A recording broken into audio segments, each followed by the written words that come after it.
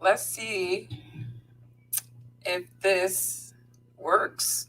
Let's see if this let me see if it starts freaking out on me. Um so I watched Kwame Brown and Hassan Campbell last night until almost 2 o'clock in the morning.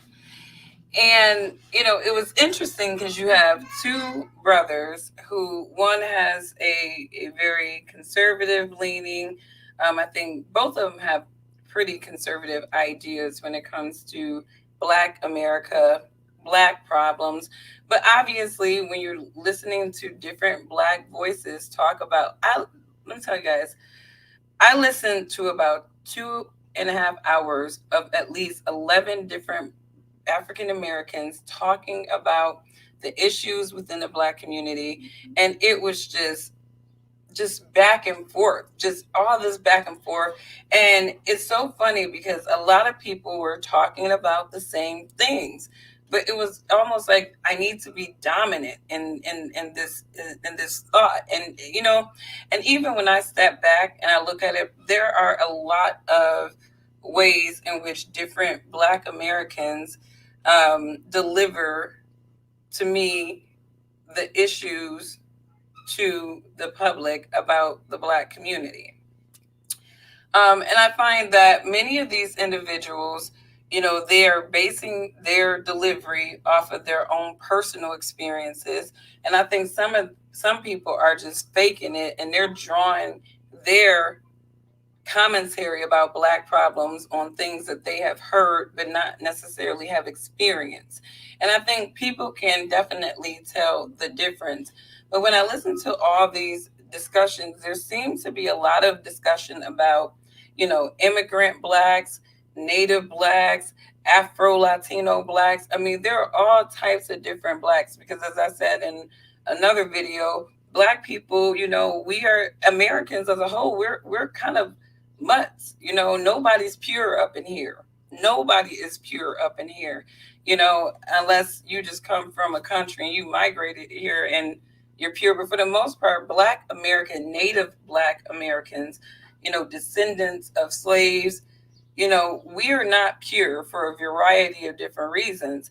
And so when I kind of step back from a lot of the arguments that some of my fellow Blacks sort of entertain, some of them are talking about the Afro Latino dysphoria and how they are judged by Latinos. And then some people are talking about, the authentically Black experience, which are people who are descendants of Africa. And, at the end of the day, it just seems like Black America has this huge identity crisis. I mean, and I don't care if you're on the liberal side or the conservative side, Black America has an identity crisis. And, a lot of people were debating, about the back and forth between Hassan Campbell and Kwame Brown last night, which I found to be an epic disappointment. That was disappointing to me, honestly. I understand people defending themselves, and I understand people trying to, defend the honor of their name. You know what I mean? But I also thought that that was a poor demonstration between two Black men, facilitated by Kwame Brown, of how to resolve differences. And that's just my personal opinion. I don't think that that entire conversation was handled appropriately. And I really felt like it made me sort of question Kwame Brown a lot because it was, you know, like I said, it is what it is. But that was a very disappointing discussion that I saw how it played out, in my opinion. And everybody can have their opinions about it. I don't think it was very valuable for Kwame Brown and the perception of him on so many different levels. But getting back to identity, you have some Black conservatives who say that I'm not Black. They don't want to be Black. They don't want to be associated with Black other than checking a black box that says that they are Black, right? And and this is where I'm kind of trying to figure out, and please feel free to give me some of your insights on, if Black people are having this internal conflict. And W.E.B. Du Bois talked about this um, in, what was that called? Black Folks. I think it was called Black Folks in Society. He wrote a series of essays, and he talked about, the Black American Negro, and them having these two identities: the socially accepted societal identity, which is typically riddled and marred by racism. And then the Negro has the second identity, which is his self actualized self. And I'm just quoting Du Bois when I'm saying Negro. But, when I think about the modern American Black mindset, and I don't care if you migrated here from the Caribbeans or wherever you came from, it seems to be that people are trying to fight two people within themselves. The person that says that you are marred and marginalized by past pains and transgressions, and then that second part that says, I want to be something, I can be something, I'm capable of being something, I am beyond these narratives. And this is what the Black American, in my opinion, deals with in terms of their identity. So a lot of people, in my opinion, they're trying to figure out an easy way to resolve these identity crises that, has plagued Black Americans for so long. So some Black people are like, you know what? I don't want to be Black. Because washing your hands clean of your Blackness is basically saying that I don't want to identify, associate, have anything to do with the problems that are defined by this community. And so a lot of people, I was very shocked, and this is me just learning people more on a social level, how offended people are to be called Black or even be associated with the Black community. I've heard several people tell me there is no Black community. There is no Black community. But if we're checking boxes and we're being segmented out, we're being defined by our ethnic identity, right? So how do Black people reconcile this double person inside of them, as W.E.B. Du Bois talked about? The only time I have discussions about being Black is with other Blacks.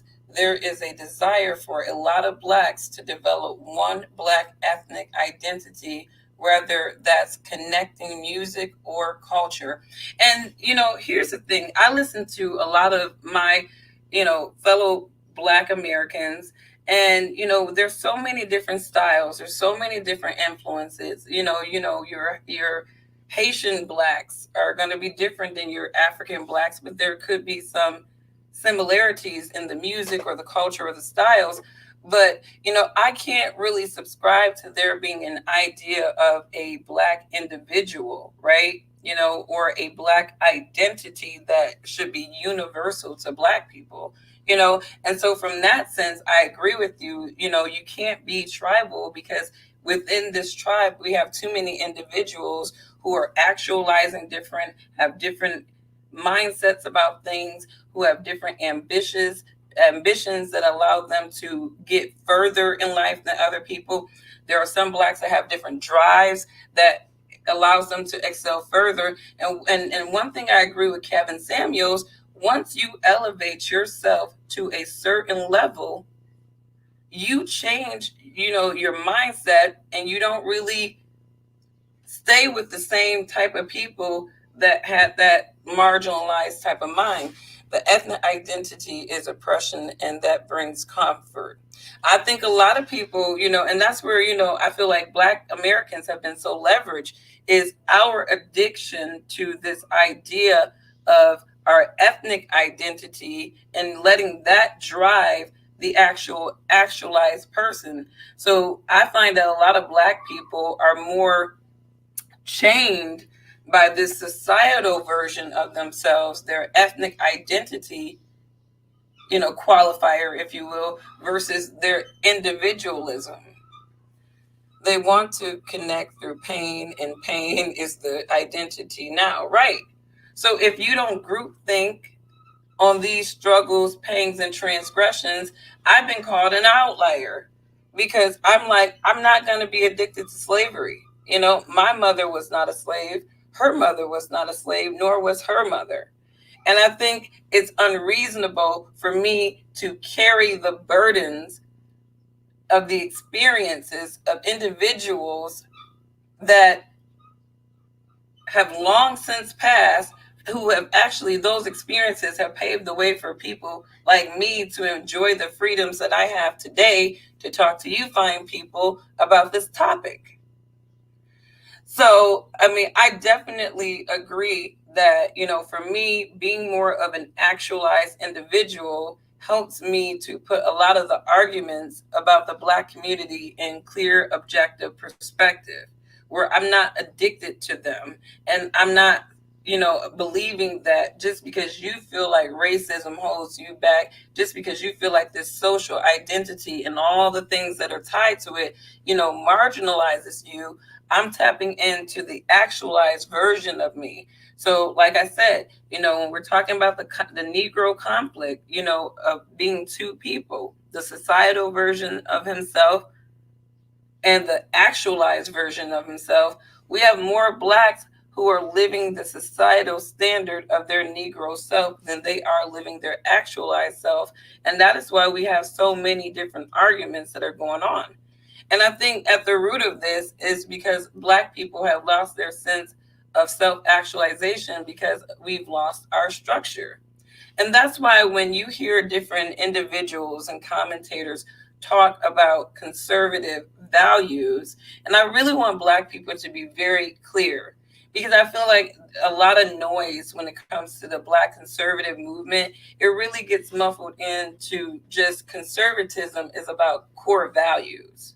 It's about core values, not political party identification. It really is not about you leaving the Democrat plantation to go over to the Republican plantation. All right, that's the politics. But when you're talking about conservative values, you're talking about that strong nuclear family where you have actualized people who are working hard and being an example, raising kids that see that example and understand that that is also a requirement of them. And so I think that, again, when you're talking about the Black societal identity and the Black actualized identity, I think we can start breaking some of these conversations out both ways, right? Because some people that are having these conversations are actualized Black people.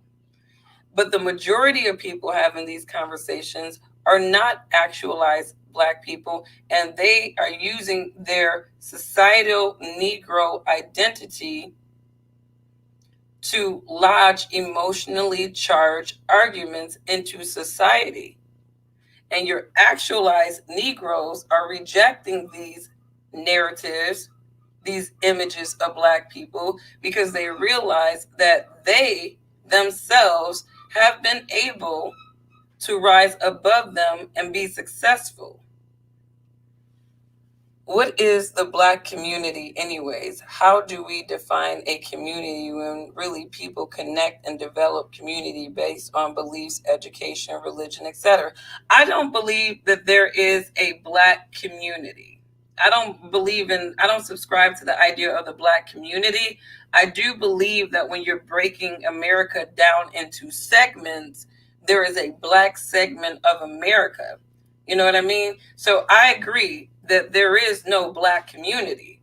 There is a Black segment of America. And within that segment, you have Blacks of a variety of different backgrounds, from Native Blacks to your migrant Blacks. And they are all different. They are all not one and the same in those qualifications of community in terms of beliefs, education, and religion. Because you see the Caribbean Blacks, the African Blacks that come here, they have more of a mindset of, having those core community beliefs in education, religion, structure. Native Blacks have been removed from that for a variety of different influential reasons.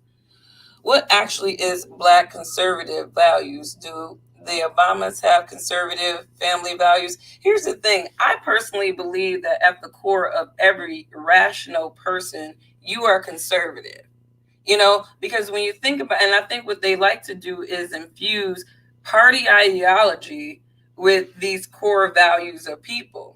Conservatism to me, and when I say, when you go Black conservatism, you're kind of going into the ideas of Booker T. Washington and Frederick Douglass, where they talked about the ingredients of what would make a Black man, Black woman successful. And actually, they were speaking more on the Black men successful in society. And what they proposed, and I'm just going to read this to you guys because I keep it on handy when people ask me what is Black conservatism. I just like to read the philosophies of Frederick Douglass and Booker T. Washington, because I think it really helps people to understand that at the heart of most Black Americans, we are conservatives, but we've allowed liberal influences to take our conservatism away from us, robbing us of our ability to actualize it as to me, the top of society people. And I feel like the reason these influences exist because I personally believe that Black people are a threat because we are very capable. And an actualized Black American group, like if we were like the Asians, where we focused on education and excellence and technologies and being best at very hard things, if we focused on that more, I think that you will see that there will be more Black people that were competitive at a lot of these jobs. But there's a lot of layers why Black people are not qualifying for jobs. And a lot of it is because they have been given passes at some of these institutions where they're getting participation trophy degrees. And then when they get out into the real world, they don't know how to use them. Booker T, my girl, go ahead and cook. Yes, Blacks never have supported issues such as abortions, gay rights, etc. No, we never supported those issues, but we've never really rejected them either. And so a silent Black voice is just as bad as one that is on the horn, in my opinion, because there are a lot of abortions happening in the Black community, and we are not even talking about the fact that abortions are being used as a method of birth control. It would be highly competitive. It would be very highly competitive. I mean, that's why I said the biggest threat to this country, in my opinion, to certain people of interest in this country is an actualized Black American man and woman, but namely our brothers, because I think that the capabilities of Black men, I think Black men are way more capable than they have been allowed to be. And there are so many inhibitors as to why that is. And I feel like, when we're having these conversations and you're listening to conscious Black conservatives talk about the Black dysphoria, I'm not talking about these people who are just recycling conversations so that they can look relevant. I'm talking about people who are conscious, who can break down the issues, in a very anecdotal way. They will say these things. We have, fear. Fear is definitely. So getting back to conservatism, because I want people to kind of understand what I mean when I say that when you're a Black conservative, you are not necessarily having to have allegiance to the Republican Party. And nowhere in this philosophy that I adopted where it says, being in the Republican Party. But this is Black conservatives. For many Black conservatives, the key mission is to bring repair and success to the Black community by applying the following fundamental principles. So these are the fundamental principles that Booker T. Washington and Frederick Douglass thought would help Black individuals be successful in America. And so many people have followed these principles and they are successful. The pursuit of educational and professional excellence as a means of advancement within society. Give me 1 second, Lex. Not using the lens of race and the country's history of discrimination as justification for not excelling to the best of your abilities. And that's so drastically different than the liberal mindset, because the liberal mindset wants blacks focus on past pangs and transgressions that have long since passed and don't have nothing to do with your reality. That is what they're focused on. But what is the conservative ideology telling black people to do? Not using the lens of race and the country's history of discrimination as justification for not excelling to the best of your abilities. Okay? Black conservatives believe in local economic development through free enterprise, Black Wall Street, through free enterprise, rather than looking to the federal government for assistance. So this is what Black conservatives believe. As opposed to looking for handouts from the federal government, having them be your daddy, right? Black conservatives saying we need to focus on local economic development through free enterprise rather than looking to the federal government for assistance. Empowerment of the individual via self-improvement, virtue, consciousness, critical thinking, and supernatural grace, the belief in God. And again, I'd like to thank Brother Booker T. Washington and Frederick Douglass for these principles. And I talked about these principles a lot. And I'll have Black liberals come in and say, well, I think a lot of Black liberals will agree with that too, but you're not living it mentally. Okay? Black conservatism is a whole mindset. It's not loyalty to Republicans. And that's why I have a problem with mainstream conservatives, because they got people twisted thinking that conservatism means you're a Republican. Once you understand conservative values and you adopt that mindset and you start making money using your skills and capabilities, either in the free enterprise system or the capital system, once you do that, right, you're going to understand what is important for your household in terms of your money and how it's taxed and the policies that impact the money in your house. That is how I am adamant, and I'm strong about this. Black Americans should be politically neutral. They should be politically neutral. There should be no party loyalty when it comes to Black Americans, because neither party has been loyal to Black Americans. So to me, taking on a conservative perspective means that you are fostering the individual to actualize versus everybody collectively thinking about the same things. Individualism is conservatism. Altruism is liberalism.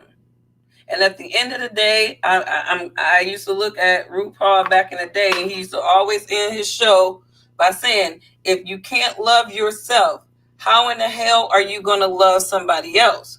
So if you are not an actualized, functioning person, how are you going to take on the pangs and transgressions of somebody else?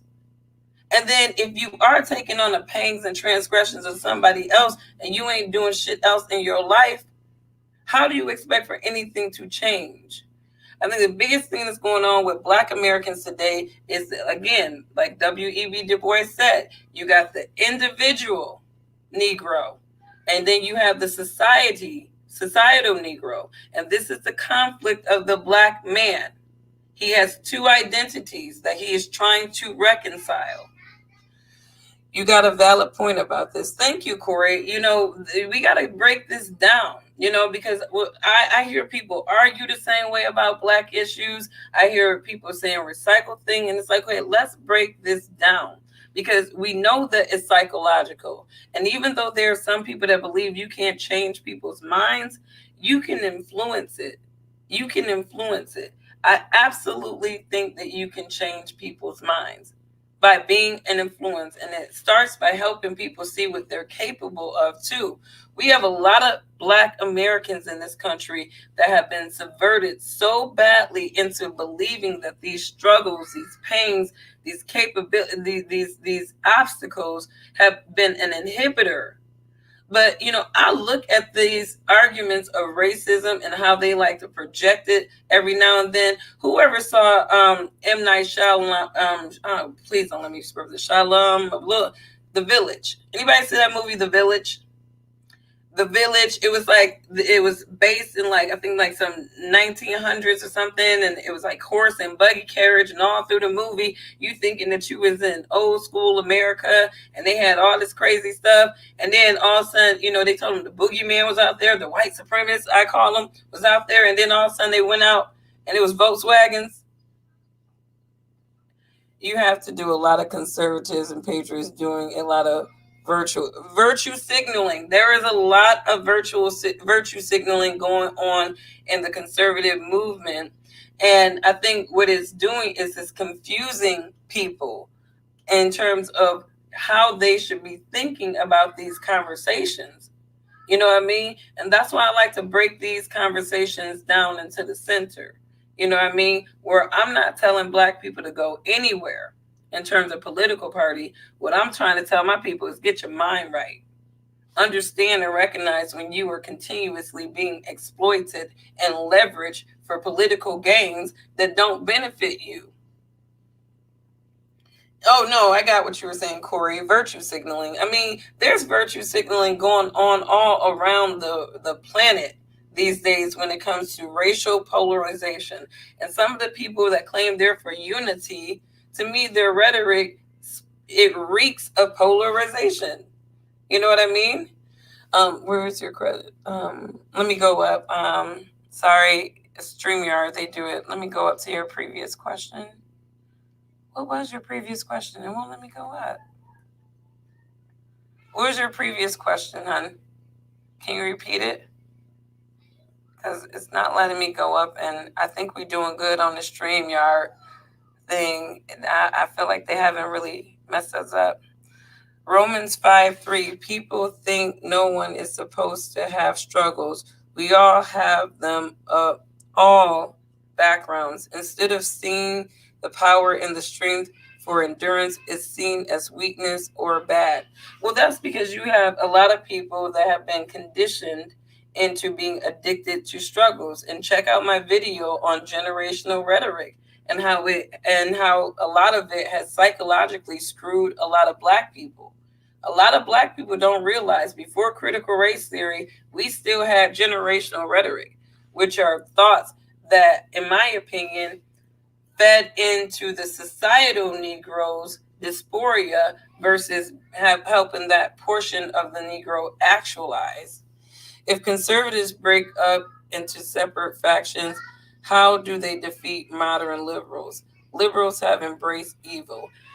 Here's the thing, I think when it comes to conservatism, it's already in factions, if you will, because you have different people who are delivering the message in a way that is turning off Black liberals, and they don't even realize it, and they don't even care. And to me, to push Black conservatives that do that to me, it makes me question the mission of some of these Black conservative movements. Like I said, I rock with conscious Black conservatives. I don't rock with mainstream Black conservatives because I feel like they make the jobs of conscious Black conservatives much more difficult. Much more difficult.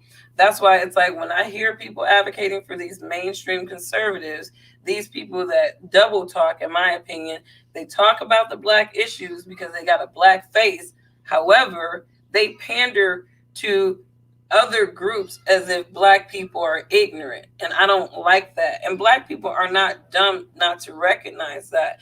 That's why when Kwame Brown keep plugging Candace Owens, I'm like, are you a Republican op? Like, I've been like really having questions because I've been like, why is the go along, get along gang only Democrats? Because I'm like, how are you advocating for Candace Owens? And she's a grifter, a race hustler, in my opinion, who's using her black face to talk about black people's issues. And then you plug in Ben Shapiro, who defended BlackRock, and they up here buying up all the properties, making this super duper hard for a normal black person on the come up to get a house. I'm like, I don't understand if Kwame understands the conservative movement, if he's just kind of looking at people on the mainstream, but people need to watch who they advocate for. Because I'm like sitting up there like, bro, I don't know about you.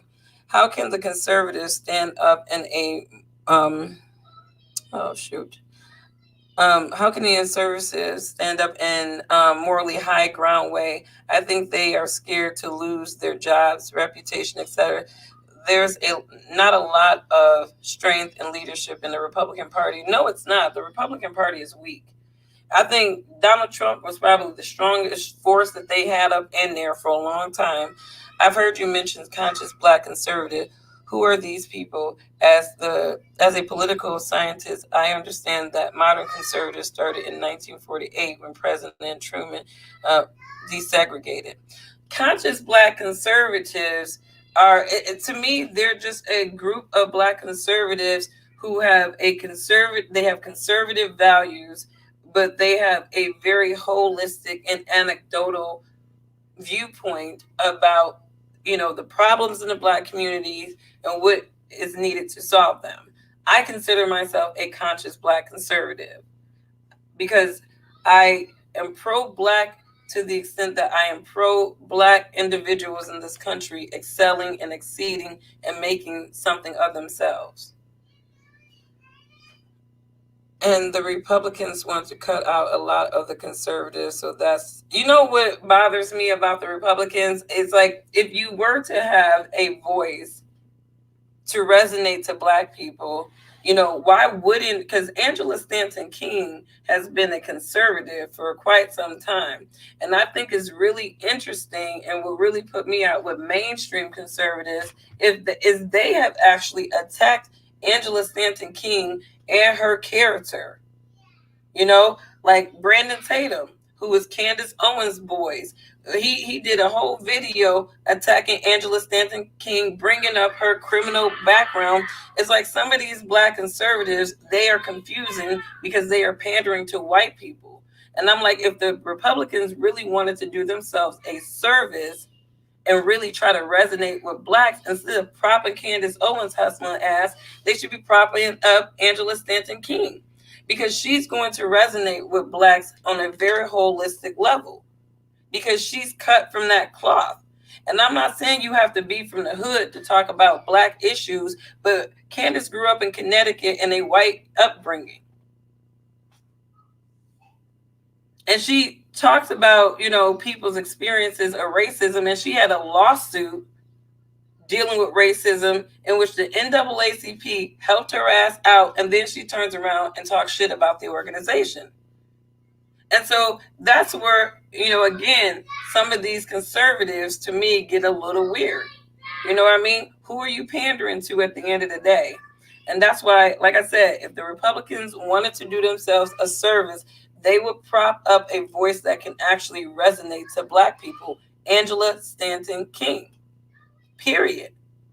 And there's some other, Sonny Johnson. Sonny Johnson is another one.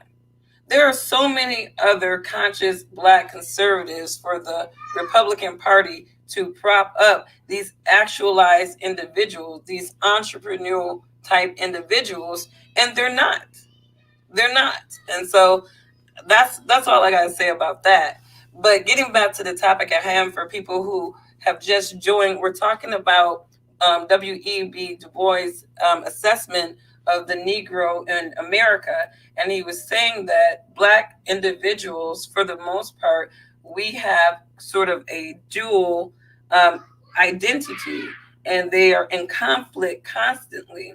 And the one that typically dominates for us is the social identity, that standard of blackness, usually tied with racial pangs and transgression. And then there's the yearning part of the Negro that wants to be actualized and actually use their skills. And I'm saying Negro because I'm talking about W.E.B. Du Bois' Black Folks in Society essay. But he was talking about how Black individuals in this country have a yearning to actualize to full potential without any type of inhibitors. And so a lot of, if we were to look at the modern day Black individual, majority of Blacks are this Negro, the societal standard of Black Negro, not the individual actualized Negro. And I think once we step back and start understanding this from a psychological standpoint, which Negro are you really? Which Negro are you? Have you achieved to your limitlessness? And I always put this in the context of the movie Last Dragon. When Leroy got the glow, that was his point of absolution. Show Enough had to beat his ass a couple of rounds. He had to get beat like Rocky. Y'all know how Rocky, he always get his ass beat. And then like the 12th round, he's like, oh shit, I am in a fight. Let me beat this guy. Leroy achieved actualization, that power of the glow. And remember during that movie, during Last Dragon, he was pissed off. What happened? Because his master told him to look for this master. But that master he was talking about was himself, the person within him. And this is what, and I feel like Black people missed that part of that movie, that, they were talking about self-actualization in The Last Dragon. But this is what W.E.B. Du Bois was talking about, that Blacks are not able to get the power of the glow they're achieved. And then it is an achievement. For some Black people like myself, I can't even explain to you how it happened, but it was like 2020 was like, it was just like a moment of absolution. And all I know is that I feel like I just became enlightened, and I just started seeing things a lot broader, a lot broader.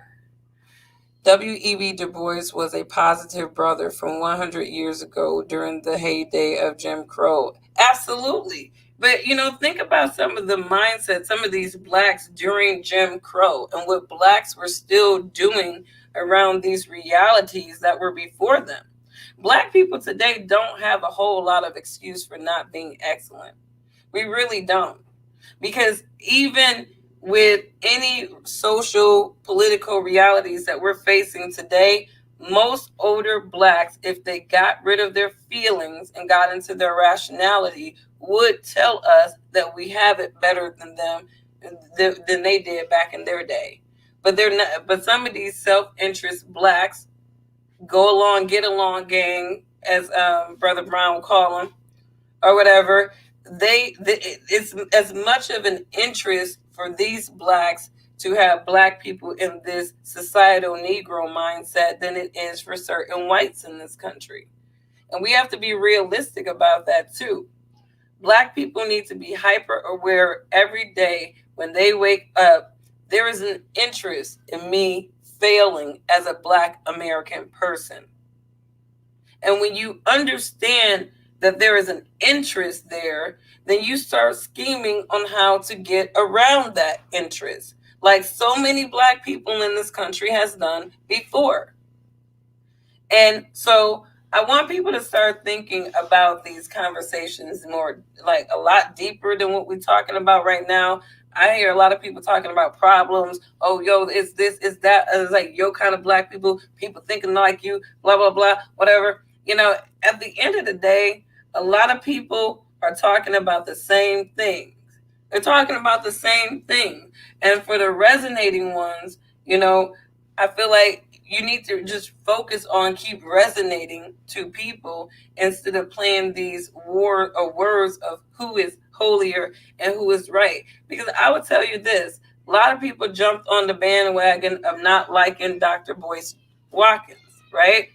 I still listen to Dr. Boyce Watkins because I'm in the financial sector, and I understand that Black people need to be as financially like aware and conscious just as much as they need to develop them. Because once you develop and actualize yourself, you're still gonna have to understand how to have the best money habits. And I listen to Kwame Brown because I feel like he has a lot of good energy to provide to a lot of men.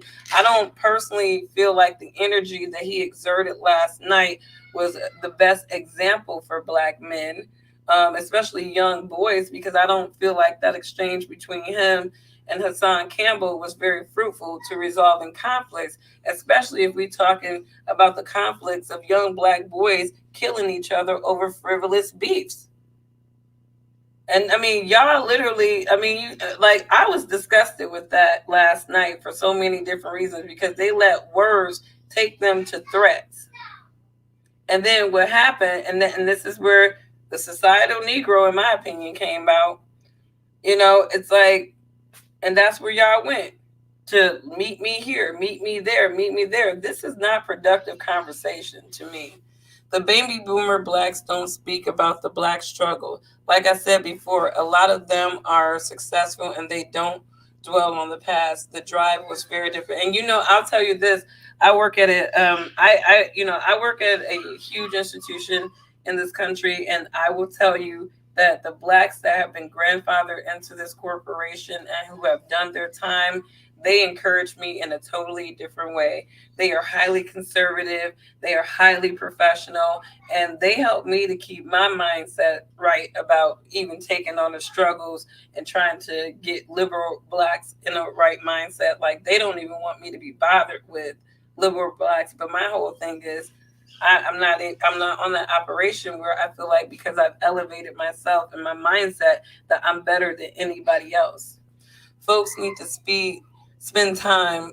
Man, where the hell is my glasses? This tiny ass text. No. Folks need to spend some time living in a third world country at the same economic status as this. Let me tell you something. I did that video on Cuba. Check it out, because we're talking about, the pros and cons of socialism. And I'm telling you, Black people, they want to live like Cuba, but they don't understand. These liberal Blacks, they want to live like Cuba. They want America like Cuba. But what did my man say about Cuba? You don't have no freedom of speech. There is no First Amendment. There is none of the freedoms that we have. There is no civil rights. And you want to talk about, living in a country with no civil rights? Go take your ass to Cuba. Liberal Blacks seem like they really are in the mindset of wanting to live in Cuba. And here's the thing: there are some pros to living in Cuba. The life is slower. It's poor. You're not going to be able to innovate or do any more than you want to do. So that might be ideal for the portion of the Black segment of America who want to do just enough to get by, but then have these sky high expectations of their living. Folks need, yep. All right. I'm sorry if I mix them. Every Black person hates Candace Owens, and I don't know who C is. Likes her, but the conservative solution would appeal to Black. Here's the thing: Candace Owens is not Black conservatism. That's what I don't understand. What people are like skewing. Like, she's the Republican face for Black conservatives. Black conservatism, like, again, is those values that I defined, right? And I mean, Candace Owens can pander and do her thing, but they still need to use Angela Stanton King to be able to resonate to Blacks holistically and organically. And if you look at CPAC 2021, they had a whole squad of, to me, more conscious conservatives like your Maj Torres, Black Guns Matter cat. They got more conscious conservatives that Black people can entertain and get a holistic view of the conservative perspective without having to buy into mixed messaging from some of these mainstream conservatives that are being pushed by Republicans. Because I know a lot of Black, conservatives who are like me. We are libertarian. We are in the middle. We don't have a lean. We just have conservative values and ideas about how government should run. So, but we're not like conservative, because there are some conservatives that are not for marijuana. I am pro marijuana. I believe that, marijuana is a highly effective medical resource for some people. I think that people with mental illness, there's a clinic by me who had medical marijuana trials on to treat different mental illnesses, and this doctor is a very holistic doctor who don't want to give his patients cocktails to resolve their mental illness issues. So he studies strains of medical marijuana to help patients. I'm all for that. I don't believe I believe that it's a natural plant. And personally, I believe God put it on this earth because he knew in the last days people was going to be dealing with some stuff, and they needed to have something natural to bring them down to reality. So I don't judge people who smoke it, and I definitely don't judge people who use it as a medical resource. Your liberty ends where mine begins. My person, as a libertarian minded person, I believe that people should do whatever the hell they want to do as long as they don't infringe on anybody else's personal liberties. That is just my viewpoint. You know what I mean? I don't judge anybody. I was looking at a black conservative brother today. He was going a distance on his podcast, and he hit a little something, and I was just like, I see you. You know what I mean? I ain't judging you though, because he could have started popping a whole bunch of man-made pills. But to me, I don't judge pot smokers, because I know a lot of people that smoke weed because they refuse to deal with man-made drugs. You know what I mean? And these are highly actualized, healthy people. And when you go into the Rastafarian, religion, there's a whole lot of, sensibilities to the way some of those people live. So I don't judge people at all. Black person, did they want? No, I don't think black people don't realize the freedoms that we have. That's the problem. We don't realize that we are living in the freest country in the world. Even if you go over to the UK, they don't have a Second Amendment. They don't. I mean, their constitution is nowhere near like ours. Agreed. Free will is our born right. With free will comes rewards and consequences. Right. I mean, but that's where, mankind's free will, individual free wills, obviously you need a social contract, right? You need a social contract, right? And the social contract of America is really the rules that we say that everybody should live by, right? To make us all function, right? If you don't want to be in this social contract, most people live off the grid because they don't want to conform to a social contract. But most people who are integrated into the American social contract, they agree to certain fundamentals, like I'm not going to steal from you. I'm not going to kill you. I'm not going to rape you or take your kid or traffic you. These are basic moral ideas of a social contract that I think most reasonable people could believe, you know what I mean? Should, that is basically our responsibility to each other. Is it my responsibility to make you feel better about the fact that you transgender? No. Is it my responsibility to make you feel better about the fact that you're gay? No. Is it my responsibility to make you feel better about the fact that you're white? Guilty? No. Is it my responsibility to make you feel better about the fact that you are a black person addicted to slavery and civil rights, pangs and transgressions that have long since passed, and you refuse to actualize yourself in modern America? No. I'm a libertarian. I'm a libertarian with conservative values. I believe that you should do whatever the hell you want to do and deal with the consequences of doing whatever the hell you do or don't do. And that's the bottom line to it all. People you can waste all day long. It is your free will to take your cellular device and lock yourself into that thing for hours at a time, when you could be going out there developing a skill or a capability that's going to make you marketable. You know, we're talking about choices. And most Black Americans these days are not victims of racism. They're victims of the choices that they did not make.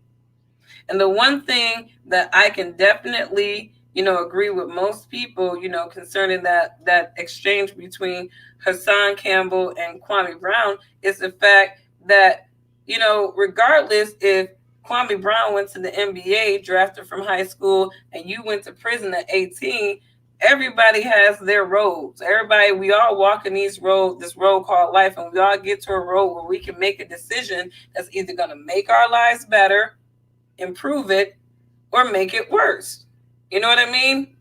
Because the one thing about, even your average gangbanger, they understand that they're making a choice to live and die every day. They're making a choice every time I go onto Twitter and try to superflex, trying to be a man that I have not become. I am making a choice. And the recourse of that choice could come in the form of somebody spot me and get me. I mean, and this is what I feel like we need to be thinking of. You know what I mean? The systemic, like I said, the systemic identity Negro, they're not making good choices. They're accepting poor behaviors. They're damaging the Black image and the narrative. The actualized Negro, as Du Bois would call them, or Black modern American, they're able to identify these behaviors and reject them. They're able to understand the root cause of the issues within the Black community. And a lot of it is policies. Policies. How many people live in an area where a major corporation that was pretty much the bread and butter of your town left? How many of you, like realistically, let's break this down. If you go over into Midtown Detroit, right? Now you have that little strip off of Woodward, right? And everything is developed, is booming.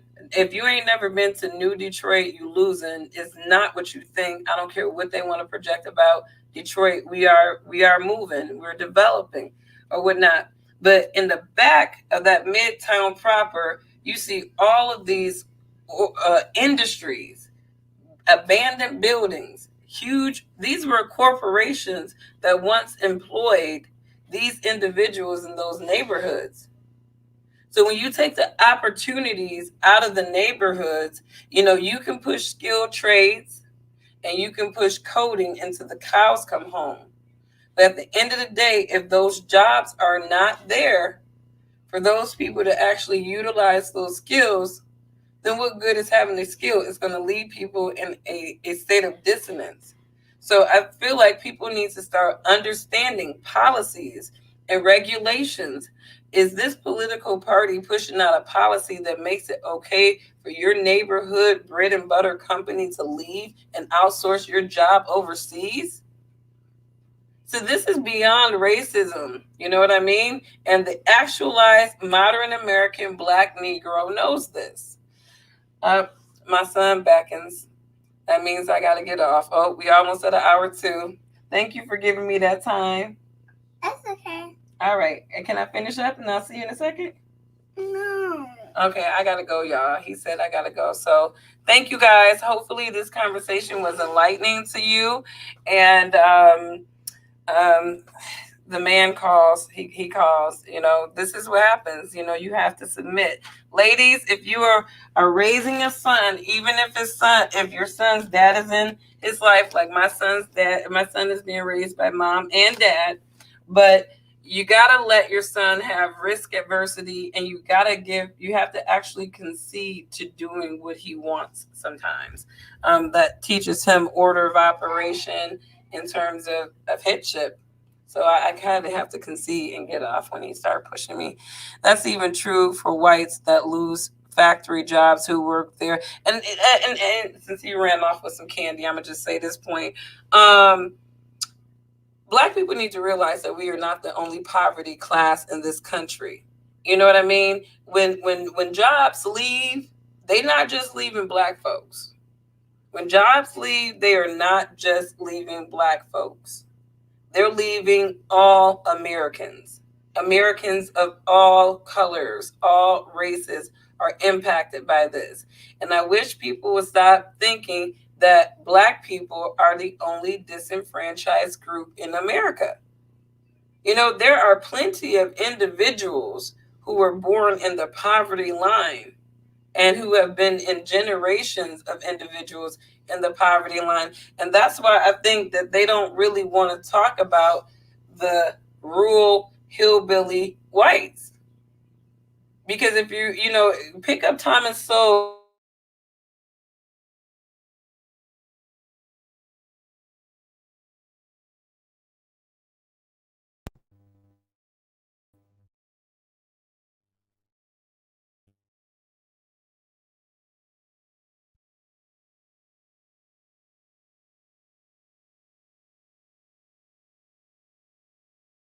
about the hillbilly whites. There I go. You see that? As soon as I said hillbilly whites, they just cut my ass off. But they're the hillbilly whites, the poverty line whites, the ones that Donald Trump targeted and brought them into the voting process, whites. You know how Democrats like to target disenfranchised blacks, those unactualized societal image Negroes, right? Trump targeted those, quote, Hillary Clinton called them deplorables, but he targeted those people and brought them into the voting process for the win. I ain't mad at him. We need better politicians. We definitely need more. We definitely need better politicians. I feel like all of our politicians, the more they're on TV, the more I'm like, you're slime, you're slime, you're slime. It's hard to have honest-hearted people that actually, because I don't even think that American politics is like the same like as we were taught, right? There's no checks and balances anymore. There's no real integrity in the system. um, I feel like American politics is highly compromised, and I think that's why we're seeing, even just from a foreign policy side, how they're just mixed messaging to us. Like, how can you say that we're cracking down on China and China is an imminent threat to this country, but then we're getting food from China? We're getting food from China. We're getting, if Mott's, if you look at the Mott's box, you're gonna see that instead of U.S. farmers, I guess they need concentrate from China. Why the hell do we need concentrate from China for an apple juice? For an apple juice. So people need to think about this, things like on a lot deeper level. I hear a lot of black people talk about, oh, I don't like to talk about politics. You don't like to talk about politics because you don't know about politics. You are uninformed about politics. And instead of doing your due diligence to yourself and your so-called segment or community or whatnot, you're being lazy about your understanding of these policies and these parties that are impacting you every day. The Soul Smithville port. What? When it was always. They sold that to China? See, there's a lot of American companies that I feel like are sold to China and they're just trying to, use their. I think Mott's is owned by China. I think Mott's is owned by China. I really do. Because, and I think even Yoo-hoo, Yoo-hoo is a Mott's company too, and I wouldn't be surprised if I just don't trust them. I just don't trust a lot of these U.S. companies, these old school brands that we once believed in. They've just been sold out. They've just been sold out. I feel like this country has been sold out. But you guys have a wonderful day. I'm right at about an hour. I did try to schedule this, so hopefully people were able to look out for it. Yes, about 3 years ago, Smithfield pork was sold to China. Huh. Huh. I wonder if Mott's, that brand, is that sold by China? Let me ask Google. Is Mott's owned by China? Let me see. U.S. companies owned by China. Here's a summary from Made in Less Than B Greater Than America, Less Than B Greater Than Manufacturers and American-made products. Wow. Chinese investors. American companies you didn't know were owned by Chinese investors. AMC, Spotify. Hey, back up. Out now. I'll be right there. Spotify, General Motors. Wait. Hilton Hotels. American companies you didn't know were owned by Chinese. Hold up. Hold up. AMC.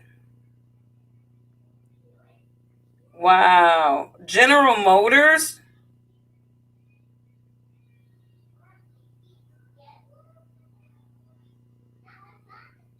These are Chinese. Spotify, Snapchat, Hilton Hotels, General Electric division. General Electric covers a wide range of industries.